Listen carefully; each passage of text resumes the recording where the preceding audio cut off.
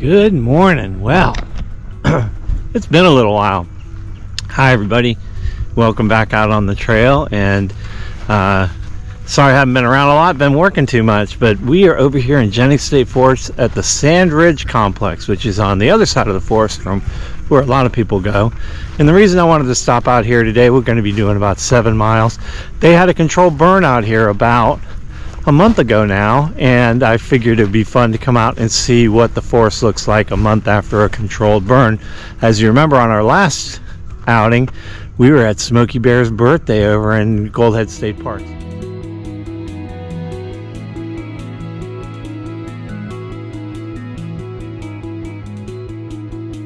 So we're over here to take a look at how beautiful the forest is becoming a month after a controlled burn. And just a quick reminder, we're in Florida now, and it is the end of September. So yeah, I got orange on my head because it is hunting season. So make sure that you're using good common sense during hunting season. You're wearing blaze orange, and you're being respectful of the hunters that are out there, because they're the ones who help manage the forest, and it's a really important thing that they do. So anyway, we are going to be doing the Sandrdge Trail, and going to be hiking around this trail. This shows us going down by the hammock camping ground, and then we're going to come back out the other way. So right around 7 miles, taking a look at the forest after a controlled burn. So let's get out there.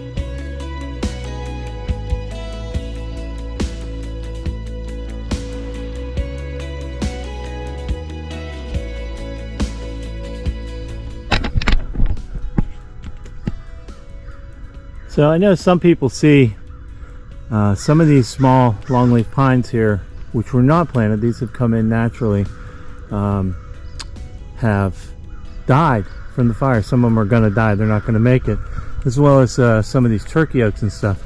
Well, before you really let that alarm you too much, that's what's supposed to happen. In nature, lightning strikes, whatever, when fire comes through the forest, a lot of those smaller trees are not going to make it, because this habitat is supposed to be a sandhill habitat. So to give you an example, oh man, it's a whole herd of deer just went running through there. You can't see them, but they just went running by me.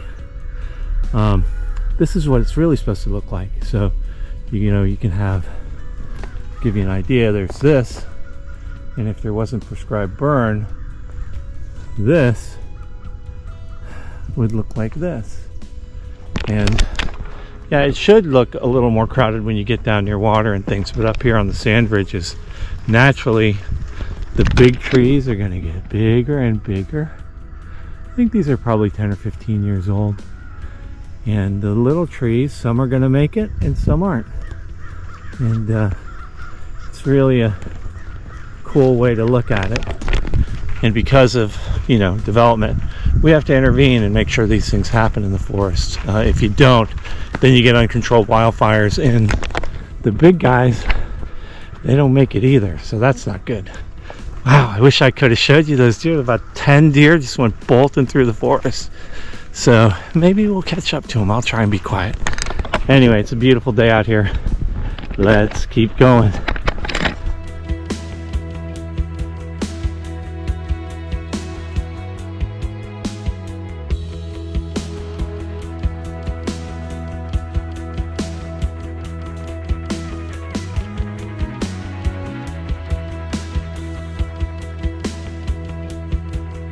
Well, the prickly pear is getting ready to bloom, and hey, gopher, are you home?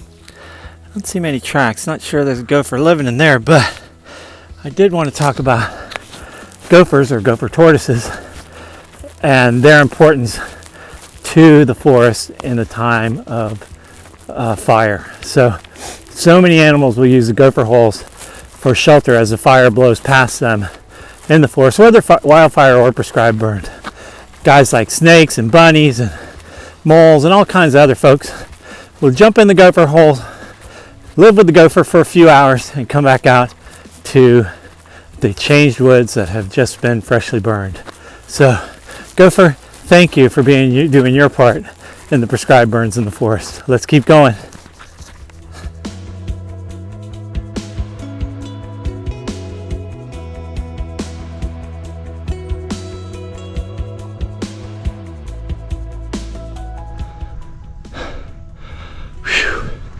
Huffing and puffing this foggy morning. I'm glad there's a ridge through here. It's Sandrdge Trail. It's only a couple hundred feet up, but listen to me, my friends. If you're saying, oh, I'm too busy to work, I don't have time to hike, and even for me who has a physical job, just a few weeks out of the woods, when you get old like me, will tear your body up. So I'm huffing and puffing up the trail here. I feel great though, and we're at the top of the ridge, so let's take a little peek. It's kind of hard for you to tell, but this goes down quite low to a creek over there, and over here it sinks down that way to some low spots, probably some old sinks. And we're right here on top of the ridge. Really pretty.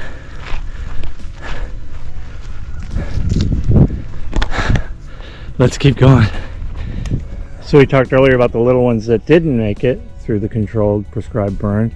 Here's a little one that did make it. Hi, little one. What a beautiful little longleaf pine, probably maybe 2-3 years old, and doing just fine.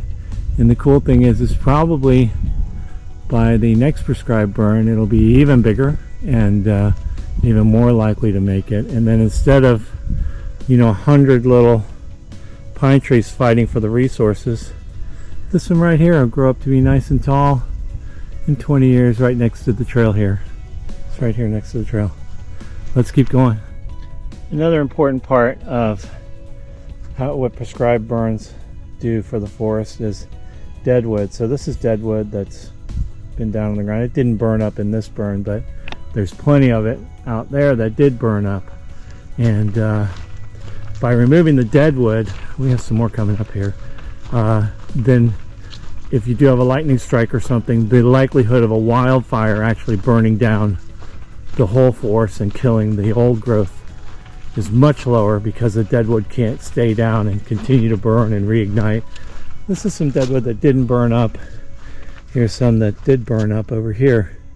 So getting some of the dead wood burned up, also the partially burned stuff becomes more available to the animals that use the dead wood, animals and organisms that use the dead wood on the ground. So and it also replenishes the soil. So an important part of prescribed burns.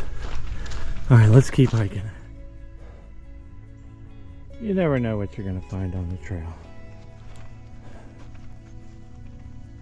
What the heck? A dinosaur.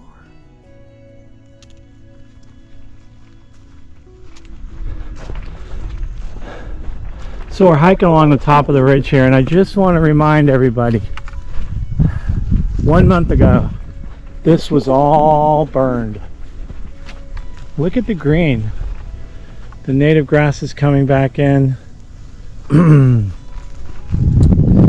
This area has been burned a couple of times more recently. I just happen to know that. So you can see the Sandrdge habitat. You should see little clumps of palmetto like that, not giant forests of them like you usually see in many of these forests, because the palmetto, again, should be in little clumps, not everywhere, at least in this type of habitat where we're up on a ridge here. But just 3 or 4 short weeks ago, this was all black.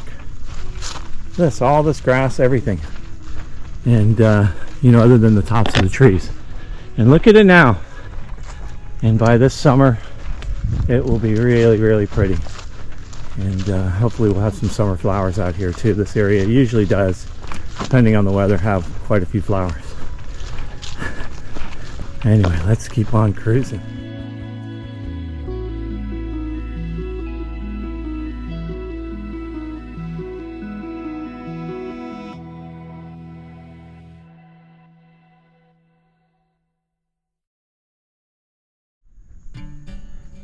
We're down here by the creek. You can see the fire didn't make it down here because we're down here by the creek and it's wet all the time. If you notice, there's a real difference in the trees here too. Here we got a magnolia, which we wouldn't have seen up there. We have a very big longleaf that died not too long ago, so it's going to come down and be food for the forest. A couple of big it's either a white oak or a water oak, but a really big one there. And then we head down here and towards the creek. You'll find wild magnolia, wild azalea, all kinds of other cool plants that are not part of the Sandrdge habitat because they're not in Sandrdge habitat. They're down here on the creek. So really pretty. It's amazing how, in just a couple of dozen yards from here, we'll be back up in a different habitat. The creek is really pretty. And I don't know if you guys will hear it between my talking, but there's a woodpecker eating bugs somewhere around here.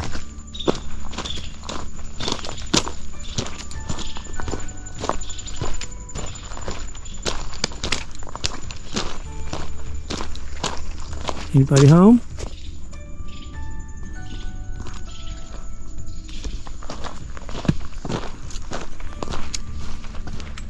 And just like that, we're back out. And I remember a whole bunch of these, I think they're called sand pines, I don't remember what they're called, but there was a forest of them coming up in here. You can see on the backside towards the creek where they didn't get burned, but up here they did. They belong here, but they don't belong here in those numbers. It's primarily a longleaf pine habitat. Again, some downwood. And you can see a lot of these guys didn't make it because, natural burn, they wouldn't make it either. And keeps room for these occasional scrub oaks, turkey oaks. These scrub oaks and turkey oaks here, some of them won't make it, but most of them will.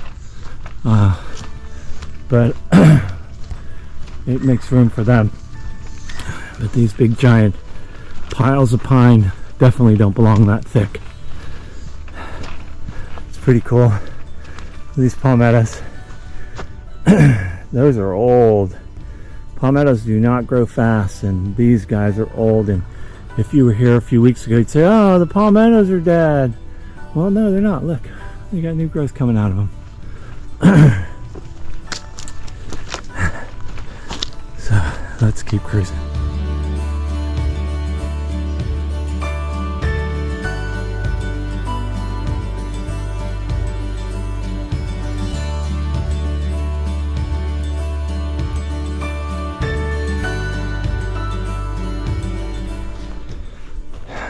I'm going to do this so you don't have to. I don't really like getting off trail this time of year because of bugs, but I got to go check this out. And as you can see, imagine how thick this would have been if it was all green and grown up.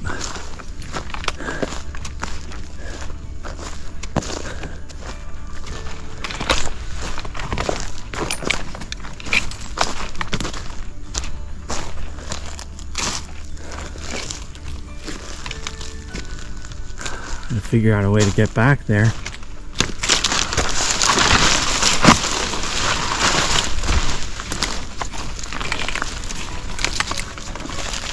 So check this out. We're talking about a month ago, and this big old log is still smoldering.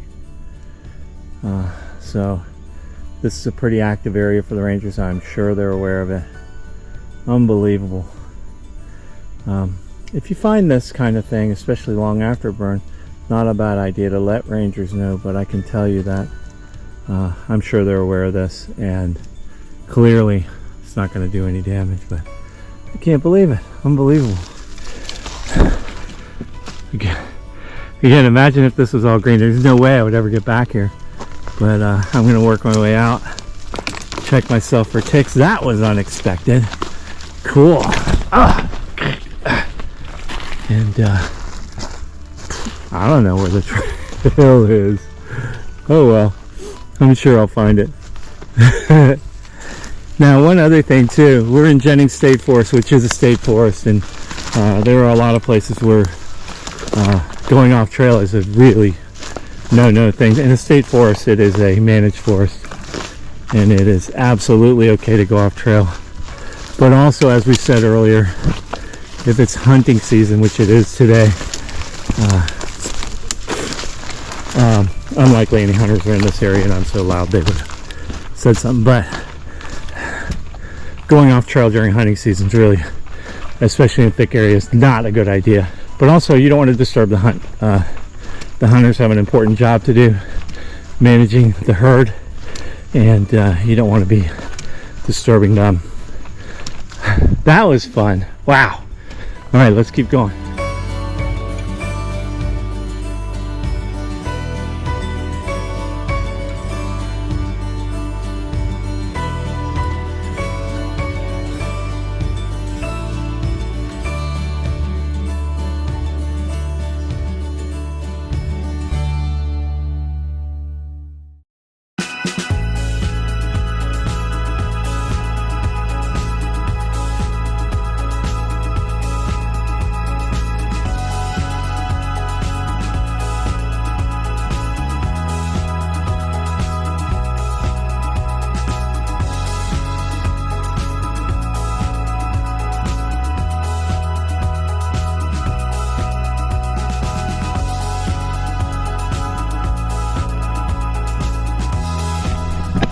Okay, so this is cool. We made it out further west into the forest, and we are out of the burn area, still up on the ridge.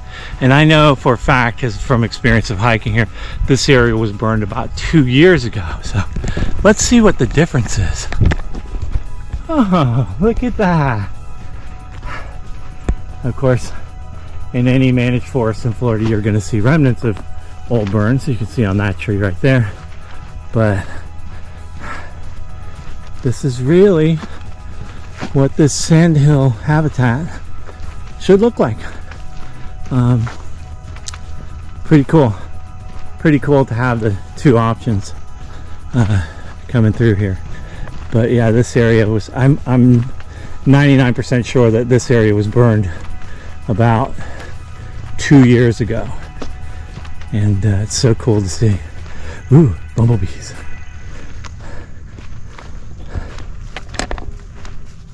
Can you hear them? Hi, bumbles.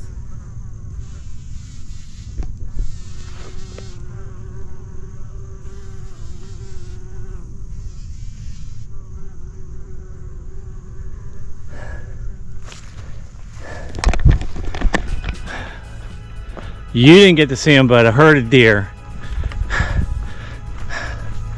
Month-old smoldering remnants of the... There's butterflies all around me now. Month-old remnants of a smoldering fire. And now bumbles. I mean, come on. Can it get any better? Maybe there's a bear out there somewhere. I don't think so.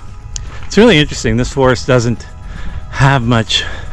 From what I've seen, much bear activity. I know there is some, but you go just south of here into Belmore State Forest, and they're just hanging out all over the place. So you don't see them very often, but you can definitely see their scat and their paw prints and stuff like that. So anyway, really pretty. I am going to spend the rest of this time jamming through this beautiful habitat, and if I see anything cool, I'll let you know, but otherwise we'll catch you back at the end of the trail.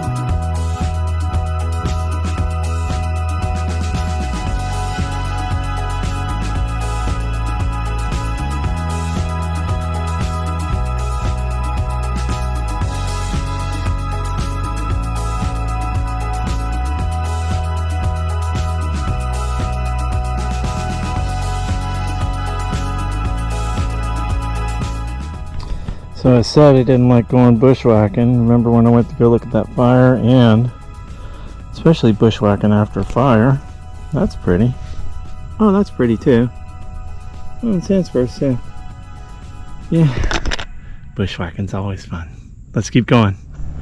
Wow, it's just getting better and better. I am 99% sure this is morning glory. And it is here along the creek. And you guys can't see it, but I can. There's bumbles and butterflies. A butterfly right over there.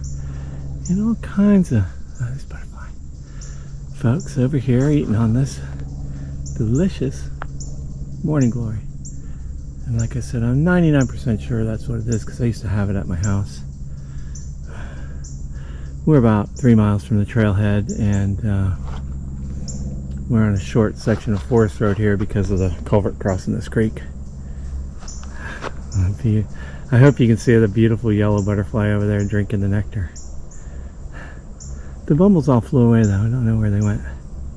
What a day. What a day. Let's keep going.